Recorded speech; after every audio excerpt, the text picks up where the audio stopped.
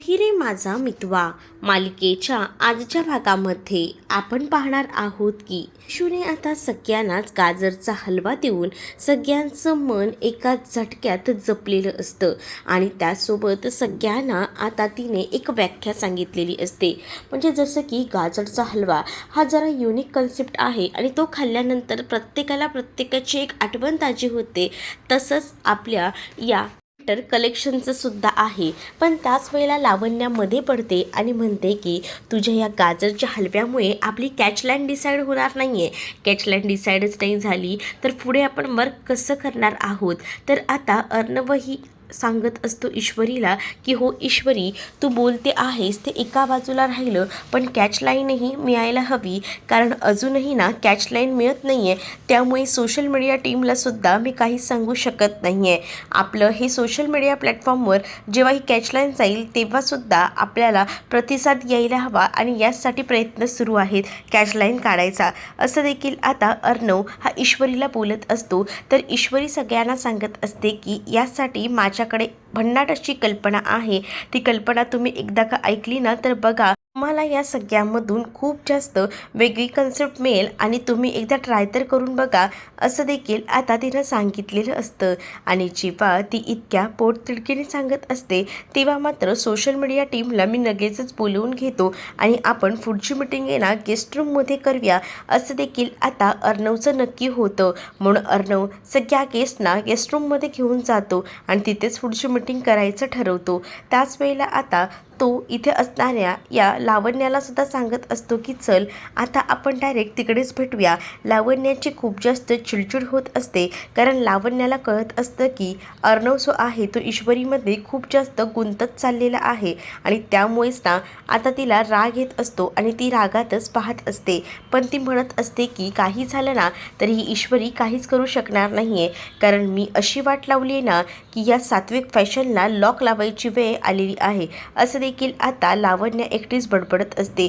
दुसरीकडे मात्र आता पाहायला मिळतं देवी आईसमोर उभी असते आणि देवी आईकडे उभी राहून प्रार्थना करत असते आणि ती मात्र आता म्हणत असते की काही झालं ना तरीसुद्धा अर्णवच्या वाट्याला जे दुःख आलेलं आहे त्यातून अर्णवची लवकरात लवकर सुटका व्हायला हवी.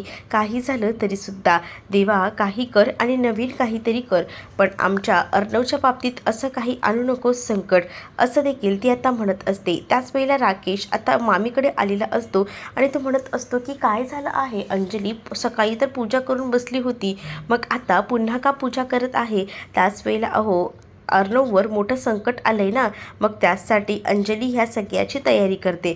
कसलं संकट, कशाबद्दल बोलताय तुम्ही. त्याच वेळेला काय ना अर्णवच्या कंपनीमध्ये खूप मोठे प्रॉब्लेम झालेत आणि हे सगळं करायचं काम ना खरं तर ना लावण्याने केलेलं आहे. लावण्याने काय केलं इतकं, असं देखील विचारलं जातं. तर लावण्याने केलेलं प्लॅनिंग आता सांगितलं जातं. म्हणजेच लावण्याने हे सगळं मुद्दामून घडवून आणले आणि सात्विक फॅशनचं नाव तिला धुईला मिळवायचं आहे. तेव्हाच तिला असं वाटते की तेव्हा कुठे जाऊन तिला अर्णव भेटेल, अर्णवने तिच्याकडे हाजी करत यायला हवं, असंच तिचं काहीसं म्हणणं आहे. आणि त्यासाठी तिने मला सांगितलं आहे की मीच हे सगळं मुद्दामून केले, तिनेच तो माल सेल आउट केला नाही आहे आणि तसंही जेव्हा ती कॅचलाईन देत नाही तोपर्यंत कोणताही प्रॉब्लेम जो आहे तो सॉल्व्ह होणार नाही आहे आणि अशी व्यवस्था तिने करून ठेवलेली आहे, असं देखील आता लावण्याही सांगू लागते. लावण्या जेव्हा एवढ्या सगळ्या गोष्टी सांगते ना तेव्हा वल्लरी खूप जास्त खुश होते आणि वल्लरी म्हणत असते की यावेळेला जो काही निशाणा तू साधला आहेस ना एकदम करेक्ट लागलेला आहे. म्हणजे मी विचारही केला नव्हता या सगळ्या गोष्टी इतक्या फास्ट आणि मस्त घडतील त्या, पण खूप सुंदर घडलेला आहे, मस्तच ना, खरं मजा आली. म्हणजे अर्णवला आता लवकरच भिकारी होताना मला पाहायचं आहे आणि ते स्वप्न तू पूर्ण करतेस यामुळे मी खूप जास्त खुश आहे. आता मामी जे आहे ते या सगळ्या गोष्टींना राकेशला सांगतात तर राकेशही खुश होतो. दुसरीकडे आता मामी त्यांचं काम असतं म्हणून तिकडनं निघून जातात. तर इकडे आता पाहायला मिळतं राकेश जो आहे तो म्हणत असतो की बरं झालं या सगळ्या गोष्टींमध्ये एक गोष्ट तर नक्की झाली, आता घरात कोणीसुद्धा नसणार आहे, मग मला संधी मिळणार आहे मला ज्या हव्या त्या गोष्टी घेण्यासाठी. आता मी काही झालं तरी शांत बसणार नाही, मला जे हवं आहे ते मी मिळवणारच असं देखील आता म्हटलेलं असतं. आणि त्यासाठी इकडे त्याचे प्रयत्न सुरू असतात. अंजली देवाकडे प्रार्थना करत असताना अंजलीची ओढणी त्या दिव्याला लागणार असते. इतकं काही जवळ केलेला नसतो तिचा ओढणीचा जो टोक असतो तो, परंतु आता राकेश तिच्यावर मुद्दामूनच आवाज चढवून बोलू लागतो. म्हणजेच तिला सांगत असतो की तुझं लक्ष कुठे आहे, माझं किती लक्ष आहे तुझ्यावर, बघितलंस का? आता हा साडीच्या पत्राला आग लागली असतीस तर काय केलं असतं? मला कळतंय गं तुला चिंटूचं टेन्शन आलेलं आहे, पण तू काळजी करू नको. मी ना देवळात गेलो होतो, तेव्हा ना देवळातल्या गुरुजींनी काय सांगितलं माहिती आहे का? तुमच्या घरामध्ये एवढं मोठं संकट आलं आहे ना, त्यासाठी सुद्धा तुम्हीच जबाबदार आहात. म्हणजे आपल्या घरात ज्या काही वस्तू ठेवलेल्या आहेत ना, ज्या की अडगळीच्या खोलीतही असतीलच की, त्या बोलले की जुन्या ज्या काही गोष्टी आहेत ना त्या काही ठेवू नका. आणि त्याचमुळे आता तुमच्या घरात ही सगळी भांडणं क्लेश होत आहेत असं देखील आता त्या गुरुजींनी सांगितले. आणि मग मला असं वाटतंय ना की त्या गुरुजींचं ऐकावं. म्हणजेच मला या सगळ्यामध्ये एक गोष्ट कळून चुकली आहे, घरातलं जे काही सामान आहे ना ते सगळं काही आवरायला हवं. अंजली तू हे सगळं कर. पण आता अंजली स्वतःच राकेशला म्हणत असते की एक काम करा, तुम्हीच या सगळ्याचं फिनिशअप करा. म्हणजे कसं, तुम्ही जर मला थोडी मदत केली तर बरं होईल. मग काय, राकेश एका पायावर तयार असतो. उलट राकेशला अडगळीच्या खोलीत जे जे काही सामान आहे तेच विकून आता पैसे कमवायचे असतात. कारण अकाउंटसुद्धा अंजलीचं काढून घेतलेलं असतं अर्णवने. मग आता पैसा इतका आणायचा तरी कुठून, हा मोठा प्रश्न ना इथे असणाऱ्या या राकेशला पडलेला असतो. आणि म्हणूनच राकेशने आता हा तोडगा काढलेला असतो. राकेशचे हे जे काही उपाय असतात ना ते मात्र एकदमच भयंकर असतात असंच म्हणायला हरकत नाही. कारण राकेशने आता पूर्णपणे गुरफटून टाकलेलं असतं या अंजलीला तो एक अंगारासुद्धा देतो आणि म्हणतो की मी देवाचा हा अंगारा आणलेला आहे आणि हा अंगारा आता सगळ्यांनी लावायला हवा. कारण काही झालं तरी आपल्याला आपल्या घरावर आलेलं संकट दूर करायचं आहे. मी तोपर्यंत अडगळीच्या खोलीमध्ये जे सामान आहे ते काढायचा प्रयत्न करतो असं देखील राकेश आता अंजलीला सांगू लागतो. अंजली म्हणत असते की ठीक आहे, बघा तुम्ही ते काय ते, मी काही तिथे येत नाही, तुमच्यावर सोपवली आहे मी जबाबदारी ही, असं बोलूनच आता तिकडनं राकेशही निघून जातो. तर दुसरीकडे मात्र आता देवाकडे हात जोडून उभी असते. दुसरीकडे लावण्याने आता सगळी सेटिंग लावून टाकलेली असते. लावण्याने आता कॉपीराईट्सवाल्यांना कॉल केलेला असतो आणि काही झालं तरी सुद्धा ना कॅश लाईन ही पुढे फॉरवर्ड करायची नाही. जोपर्यंत कॅश लाईन समोर येणार नाही तोपर्यंत अर्णव या सगळ्यातून बाहेरही निघू शकत नाही हे सुद्धा आता माहिती असतं. आणि म्हणूनच ना आता हे सगळं प्लॅनिंग ना इथे असणाऱ्या या लावण्याने केलेलं असतं. लावण्याला काही झालं तरी सुद्धा चारही बाजूने कोंडी करायची असते, ती म्हणजे अर्णवची. अर्णवला आता मिळवायचं आहे आणि त्यासाठी एवढं मोठं धाडस ती करते. म्हणजेच तिने आता सात्विक फॅशनला लॉकसुद्धा लावायचं ठरवलेलं असतं. तिथे सात्विक फॅशनचा लोगो असतो आणि त्या लोगोच्या बाजूला 2 चाकया असतात आणि त्या चाकया घेऊन त्यांना आता ती कुलूप लावायचं काम करते. आणि ती आता एकटीच बडबडत असते, पण तिचं बोलणं आता नेमकं ईश्वरीने ऐकलेलं असतं. ती आता बोलत असते की आता हे सात्विक फॅशन हे कायमचं लॉक होणार आहे. कारण मी अशी काय जो डावपेच रचला आहे त्या डावपेचमध्ये मी जिंकणार आहे हे तर मला सरळ आणि स्पष्ट दिसते. कॅशलाईन जोपर्यंत मी पुढे देत नाही तोपर्यंत या अर्णवचं काही काम होणार नाही असं देखील आता लावण्या बोलत असते. आणि ईश्वरीने हे ऐकल्यानंतर ईश्वरी तिथे येते आणि म्हणत असते की काय लावण्या, तुझ्याकडनं ना ही अपेक्षा नव्हती, इतक्या खालच्या थराला जाशील ना असं वाटलंही नव्हतं असं देखील आता लावण्याला ईश्वरी बोलत असते. वेळेला आता लावण्या म्हणते की तू काय करणार आहेस, हे सगळं जाऊन ARला सांगणार आहेस ना, एकदमच गावठी डोक्याचे आहेस बघ. म्हणजे आता जाऊन तू ARला हे सगळं सांगशील की हे सगळं तू माझ्या तोंडून ऐकलं, पण तुझ्याकडे कोणता पुरावा आहे की तू हे सगळं काही मॅच करू शकशील असं. कारण तुला ना काहीच जमणार नाही. जोपर्यंत मी कॅच लाईन बाहेर काढत नाही तोपर्यंत कोणीही काहीच करू शकत नाही. कारण कॅच लाईनच या सगळ्यामध्ये इम्पॉर्टंट आहे. ईश्वरी आता रागातच म्हणत असते की म्हणजे हे सगळं तुम्ही जानबुजके करत आहात तर लावण्य म्हणत असते की हो, मी हे सगळं जाणून बुजून करते. कारण मला सुद्धा माहिती आहे की अर्णवला माझ्याशिवाय दुसरं काही ऑप्शन नाही आहे. अर्णवला माझी किंमत कळायला हवी ना, यासाठी मी करते. कारण अर्णवने ना मला 0 केले, पण आता अर्णवला मी 0 करणार. कारण त्याच्या नजरेत मला व्हॅल्युएबल बनायचं आहे. कारण मीच हे सगळे प्रॉब्लेम्स क्रिएट केले आहेत. जर कॅश लाईनच नाही आली तर काही होऊ शकत नाही. आणि जर ऐन वेळेला मी कॅश लाईन दिली आणि मग तो ह्या सगळ्यातून बाहेर आला तर तो खूप मोठ्या प्रोग्रेसमध्ये येतील आणि त्याचमुळे माझ्यामुळे तो वरचढ होईल हे सुद्धा तितकंच नक्की आहे. आणि मला हेच तर करायचं आहे. त्याच्या नजरेत मला महान बनायचं आहे आणि त्यालाही माहिती आहे की तो माझ्याशिवाय काहीच करू शकत नाही. सो मी काही झालं तरी सुद्धा कॅच लाईन्स देणार नाही आहे असं देखील आता लावण्या बोलत असते. त्यावर मात्र आता ईश्वरी म्हणत असते की तुम्हाला ना जे करायचं आहे ना ते करा. कॅचलाईनचा प्रश्न आहे ना, त्या कॅचलाईनचं काय करायचं ना ते मी बघते, पण नाही ना संध्याकाळपर्यंत सात्विक फॅशनला लागलेलं टाळं सोडून दाखवलं ना तर माझं नाव देखील राजशिर्के लावणार नाही असं देखील ती आता रागारागात बोलत असते आणि तिच्या हातात ना ती चावीही घेते. त्यावर मात्र आता लावण्याही म्हणते की बघूया ना कॅचलाईन कशा जमतायत त्या, कारण माझ्याशिवाय ना कोणतंही काम सोपं होणार नाही आहे. मी जी अशी आहे ना की माझ्याचबद्दल मला माहिती आहे ना, माझ्याशिवाय कोणीही या कॅचलाईन करू शकत नाही आणि प्रत्येक वेळेला या सगळ्या गोष्टींना अर्णव माझ्याच हातात देत असतो. त्यामुळे तुला काहीसुद्धा कळणार नाही या सगळ्यामध्ये. आणि त्याच वेळेला आता मीही बघते की कोण अडवतंय मला, मी बघते आता कसं हे टाळं काढायचं ते. तर दुसरीकडे मात्र आता पाहायला मिळतं राकेश जो आहे तो मात्र आता अडगळीच्या खोलीमध्ये गेलेला असतो. अडगळीच्या खोलीमध्ये जाऊन तो सगळं सामान अस्ताव्यस्त करतो आणि तो पाहत असतो की कशामध्ये आपल्याला जास्त पैसा निघणार आहे. तिथे काही खूप छान छान असे युनिक्स मान असतात आणि ज्याच्यामुळे त्याला बरेच पैसे मिळणार असतात. बरेच तर फ्रॉड प्रॉडक्ट्स असतात. त्याच्यामध्ये तो म्हणत असतो की याचे मला 12,000, याचे 15,000, याचे बरेच पैसे असं मिळून तो पैशांची तुलना करत असतो आणि या सगळ्यामधून आपल्याला खूप मोठा प्रॉफिट होणार आहे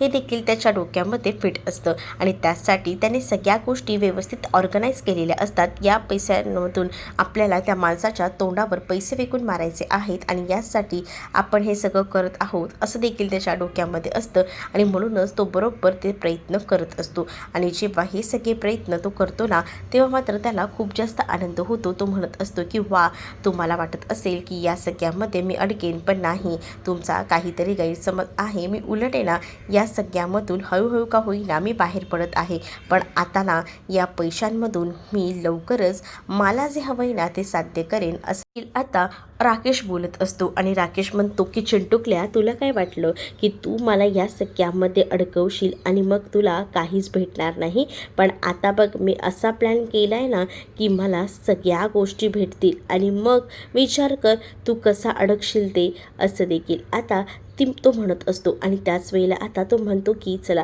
आता एक एक सामान आहे ना ते विकतो आणि हे एक एक सामान विकलं की माझ्याकडे पैसा येईल आणि त्या पैशांमुळेच मी आता हवं ते करू शकेन. त्याच वेळेला त्याने त्या अण्णाला सुद्धा कॉल केलेला असतो ज्याला ते पैसे तिला द्यायचे असतात आणि त्यासाठी तो कॉल करून सांगतो की माझं काम झालं आहे, मी सगळे पैसे घेऊन थोड्याच वेळात तुमच्याकडे येतोय, पण ते पैसे घ्यायचे आणि तुमचं तोंड बंद करायचं असं देखील आता त्याने सांगितलेलं असतं. म्हणूनच त्याला आता स्वतःच्या त्याच्यावर खूप जास्त गर्व वाटत असतो, कारण त्याला असं वाटत असतं की तो काही झालं तरी काही करू शकतो आणि आज त्याने ते तसं करून दाखवलेलं आहे. दुसरीकडे मात्र आता सगळीजण वाट बघत असतात की कधी एकदा ती कॅचलाईन येत आहे आणि त्याच वेळेला तिथे काही रिपोर्टर्स आणि मीडिया टीमला सुद्धा अर्णवने बोलवलेलं असतं आणि त्यामुळे सगळीजण एकदम तयारीला असतात, पण अजूनही कॅच लाईन काही सापडलेली नसते. काय करायचं आहे अर्णवच्या डोक्यात अनेक विचार सुरू असतात. अर्णव मनातल्या मनात विचार करत असतो की जर मी आता कोणतीही कॅच लाईन नाही सुचवली तर मला या इन्व्हेस्टरना पैसे पुन्हा करावे लागतील. पहिल्यांदाच माझ्या बिझनेसमध्ये हे सगळं होते, पण त्याच वेळेला आता तो हे देखील विचार करतो की काय करावं आणि काय नाही हे काही तिला समजत नसतं.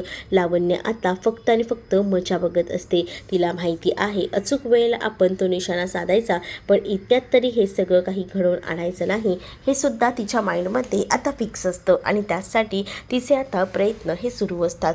तर दुसरीकडे मात्र आता अर्णव जो आहे तो आता ईश्वरीकडे पाहत असतो. ईश्वरी तिथे येते आणि ईश्वरी तिथे आल्यानंतर म्हणत असते की सरप्राईज, मी तुमच्यासाठी सगळ्यांसाठी कॅचलाईन आणलेली आहे. असं जेव्हा आता बोललं जातं ना तेव्हा सगळीजण पाहू लागतात नेमकी कॅचलाईन कोणती आणली आहे हे. तर आता ईश्वरीने सांगितलेलं असतं की आपलं ज्या पद्धतीने ठरलं आहे त्या पद्धतीनेच मी कॅचलाईन खूप सुंदर अशी बनवून आणली आणि या कॅचलाईनमुळे नक्कीच आपल्याला प्रॉफिटही होईल. आणि बघा एकदा का सगळं हे व्यवस्थित झालं की आपलं सात्विक फॅशन आणि विंटर कलेक्शन एकदमच जोरात चालणार आहे असं देखील आता ईश्वरी बोलत असते. आणि त्याच वेळेला अर्णव आता ईश्वरीकडे जातो आणि ईश्वरीला म्हणत असतो की नाही, आपण ही कोणतीही कॅचलाईन नाही ठेवू शकत, कारण कॉपीराईट टूल्स आणि या सगळ्या गोष्टी आपल्याला या सगळ्यासाठी करण्यासाठी सहमती देत नाहीत. कारण जर आपण हे सगळं केलं तर मला असं वाटतं की आपण प्रॉफिटमध्ये जाऊ. मी काय म्हणते, ही कॅशलाईन तुम्ही एकदा बघा, तुम्हाला नक्कीच आवडेल. आणि नक्कीच आपण जर सोशल मीडियावर ही कॅशलाईन टाकली सगळ्यामुळे आपल्याला भरभरून प्रतिसादही येईल, हे देखील आता तिनं म्हटलेलं असतं. आणि जेव्हा या सगळ्या गोष्टी इकडे मात्र ईश्वरी सांगते, तेव्हा अर्णव एखादा काय होईना ईश्वरीवर विश्वास ठेवत असतो. म्हणजेच तो तिला म्हणत असतो की बघ, जर मी या सगळ्या गोष्टी करायचं ठरवतोय तर मी तयार आहे हे सगळं करायला, पण मला असं थोडी ना मनामध्ये भीती वाटते, धाकधूक वाटतं. पण आता ईश्वरी अर्णवला म्हणत असते की अर्णव सर, तुमचा माझ्यावर विश्वास आहे ना, मग तुम्ही बिलकुलही काळजी करू नका, आपण बघूया ना. आणि त्याच वेळेला आता ईश्वरीवर विश्वास ठेवत असतो. म्हणजेच काय तर अर्णवही ईश्वरीला म्हणत असतो की ठीक आहे, मी तुझी कॅचलाईन बघतो आणि मग ती कॅचलाईन पसंत पडली तर आपण या सगळ्यामध्ये पुढे जाऊया, असं देखील आता तिनं सांगितलेलं असतं. मग काय अर्णवही ईश्वरीची ती कॅचलाईन ओपन करून पाहतो. ईश्वरीची ती कॅचलाईन खरंच खूप सुंदर असते, अगदी मनाला भिडणारी असते, ज्यामध्ये मायेची उभई असते आणि या सात्विक फॅशनची खूप जास्त भरभराटही होणार असते. आणि त्यामध्ये या सगळ्यांना लावण्याचं तोंड पाहण्यासारखं होतं. म्हणजे लावण्याला असं वाटत होतं की तिने काही कॅचलाईन नाही दिल्या तर काहीच होऊ शकत नाही, पण आता ईश्वरीने ते करून दाखवलेलं असतं. म्हणजेच अर्णवला ना लावण्याची यावेळेला सुद्धा पूर्णपणे गरज लागत नाही. म्हणजे लावण्याला असं वाटत असतं की अर्णवला माझी गरज लागेल, तो माझ्याकडे स्वतःहून बोलायला येईल कॅचलाईनसाठी आणि मग मी त्याला कॅचलाईन सजेस्ट करेल आणि त्याच्या नजरेत महान बनेल. पण हे सगळं काही फ्लॉप झालेलं असतं. आणि त्यामुळेच ना आता रिपोर्टरसुद्धा बघत असतात आणि म्हणत असतात, दिल ठाम की देखो. आपण आता बघणार आहोत सात्विक फॅशनची जी टॅगलाईन आहे, कॅचलाईन आहे तीच सात्विक फॅशन त्या व्हाईट बोर्डवर लिहिलेलं असतं. आणि त्याचमुळे आता इकडे मात्र सगळ्यांचीच नजर तिथे खिळून राहते. सात्विक फॅशन विंटर कलेक्शन ऊब आईच्या मायेची ही फक्त थंडीपासूनच नाही तर वाईट लोकांच्या नजरेपासूनही वाचवते. आता एवढी भन्नाट जी काही कॅचलाईन आहे ना, ती जेव्हा अर्णव वाचतो आणि त्याचसोबत इतरही त्याबरोबर सगळीजणं टाळ्या वाजवू लागतात. आणि त्यावेळेला मात्र लावण्याला असं वाटत असतं की ही खूप मजेशीर टॅगलाईन आहे, ही टॅगलाईन काही जर आली समोर तर ही काही अप्रूव्ह होणार नाही आणि लोकांनाही आवडणार नाही, म्हणून लावण्याला हसू येत असतं. आणि त्याच वेळेला आता ईश्वरी ती टॅगलाईन जेव्हा वाचून दाखवते तेव्हा लावण्याचं तोंड पाहण्यासारखं झालेलं असतं. पण जेव्हा सोशल मीडियावर ही कॅशलाईन व्हायरल होते ना, तेव्हा मात्र काही मिनिटांमध्येच त्या कॅशलाईनला 1000 लाईक्स आलेले असतात. सगळ्यांचीच नजर मोबाईलवर असते, सगळेजण मोबाईलमध्ये बघतात आणि ती म्हणतात की बापरे, हे काय आताच तर ही कॅशलाईन टाकली होती आणि इतक्या फास्ट व्हायरल झाली. म्हणजेच या सगळ्यामध्ये ना सगळ्या लोकांचाही छान प्रतिसाद आहे, हे सरळ आणि स्पष्ट दिसत असतं. आणि जेव्हा या सगळ्या गोष्टी सरळ आणि स्पष्ट दिसत असतात ना, त्यामुळे सगळीजणं खूप जास्त खुश असतात आणि त्यांनाही हेच वाटत असतं की एकदम परफेक्ट निशाणा लावलेला आहे.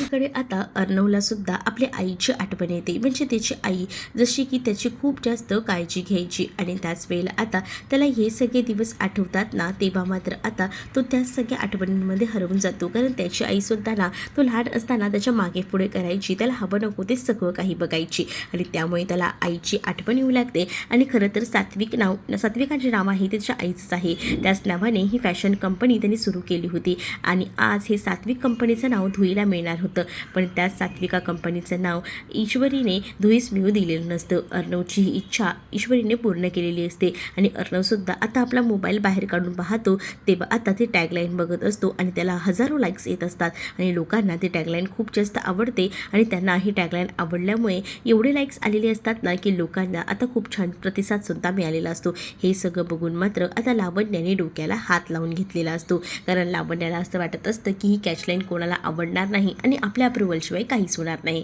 पण इकडे मात्र अर्णवने अशी जी काही कमाल केलेली असते ना, त्यामुळेच आता अर्णवला सुद्धा ईश्वरीचं सगळं काही आवडायला लागलेलं असतं. आता अर्णव ईश्वरीचा हात हातात धरतो आणि तिला म्हणत असतो की ईश्वरी, तू फक्त माझंच नाव नाही जपलेलं तर माझ्या आईची इब्रतसुद्धा वाचवलेली आहेस. खरं तर ही कंपनी माझ्या आईचं स्वप्न होतं आणि ते आईचं स्वप्न मी पूर्ण करत होतो. आज तर मला खूप जास्त भीती वाटत होती की हे स्वप्न उद्ध्वस्त होते का, पण त्याच वेळेला माझ्या आईचं स्वप्न तू सांभाळलंस, माझ्या आईची लाज राखलीस. यासाठी खरंच ना मी तुला कसं काय बोलू, तुझे खरंच खूप आभार मी मानतो, असं देखील आता अर्णव ईश्वरीला म्हणत असतो. त्यावर ईश्वरी अर्णवला म्हणत असते की अर्णव सर, प्लीज तुम्ही असं बोलू नका, कारण आजपर्यंत माझ्यासाठी तुम्ही खूप काही केलेलं आहे, जे मी शब्दात सांगू शकत नाही. त्यासमोर हे काहीच नाही. खूप काही मी तुमच्यासाठी करायला तयार आहे. त्याच वेळेला अर्णवने ईश्वरीचा हात हातात धरलेला असतो आणि तो मीडियासमोर सांगू लागतो की आज मला अभिमान वाटतो की माझी बायको ईश्वरी अर्णव शिर्के आहे आणि तिने ईश्वरीने मला या सगळ्या प्रसंगातून खूप मोठ्या जिद्दीनं बाहेर काढलेलं आहे आणि त्याच वेळेला सगळीजणं टाळ्या वाजवतात. तरी ते रिपोर्टरसुद्धा म्हणत असतात की हो ना, काहीच मिनिटातच काही सेकंदातच हा इतका कॅचलाईन व्हायरल झाला आहे ना की आता बघा सगळं काही उत्तम होणार आहे आणि दोघांनी जोडीने बिझनेस पार्टनर होत इतकी छान जी काही कमाल आयडिया केली आहे ना, त्यामुळे आता सात्विक फॅशन पुन्हा जोमानं कामाला लागला आहे.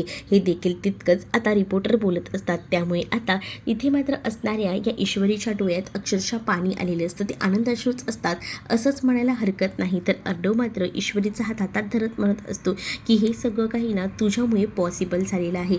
तू जर माझ्याबरोबर नसशी असशील ना तर मी काहीच करू शकलो नसतो, असं देखील आता तो म्हणू लागतो. आणि त्याच वेळेला ईश्वरी थँक्यू असं म्हणते आणि तुम्ही प्लीज मला एवढं सगळं बोलून लाजवू नका असं बोलूनसुद्धा ती आता त्याला शांत करत असते. तर दुसरीकडे आता लावण्याचा मात्र खूप जास्त मोठा पोपट झालेला असतो. तिचं तोंड पडलेलं असतं कारण तिला सरळ माहिती आहे की तिचा प्लॅन जो आहे ना तो फ्लॉप झालेला असतो. तर पुढील भागामध्ये आपल्याला पाहायला मिळतं सगळीजणं छान खुश आनंदात असतात आणि भुट्टा पार्टी करत असतात. त्याच वेळेला आता ईश्वरीने सगळ्यांना मस्त असे भुट्टे भाजून दिलेले असतात. मग आता आकाश म्हणत असतो की आपण गेम खेळायचा, मी एक शब्द देतो त्यावर तुम्हाला बोलायचं आहे. तर मात्र आता ईश्वरी सगळ्यांच्या आधीच शब्द देऊ लागते आणि म्हणते की प्रेम प्रेम या शब्दावर अर्णव सर तुम्हाला बोलायचं आहे. आणि आता अर्णव प्रेम या शब्दावर नेमकं काय काय बोलतो हे पाहणं इंटरेस्टिंग असणार आहे. तुम्ही जर आपल्या चॅनलवर नवीन असाल तर चॅनलला सबस्क्राईब नक्कीच करा. चला तर मग भेटूया पुढच्या भागामध्ये. तोपर्यंत टाटा बाय.